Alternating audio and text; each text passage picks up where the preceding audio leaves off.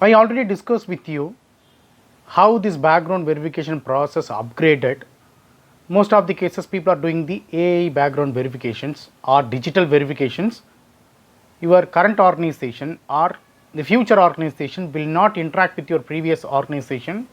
They will do verification based on the informations available in the PF account. Okay. In advance, now people are not assigning manpower, because if they assign any manpower to do the background verification work, they need to pay some amount, right? In order to do the cost cutting process in the background verifications, in advance face lock background verification is happening. So already in the Aadhaar, your eye information is available. If they scan your eye, they can easily detect, or they can do the auto OTP verifications. In same way, they will recognize based on your face lock process, they can do the background verification process. So what I am trying to say here, they need your photo. Your photo is fair enough. They can able to fetch your photo from any social media, Instagram or Facebook, right?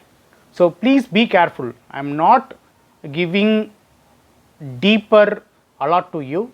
I just want to educate you people to go the right directions, because after they identified, after they terminated, it will be very difficult to fix your problems. So please understand the concept of background verification is going too advanced, and react accordingly.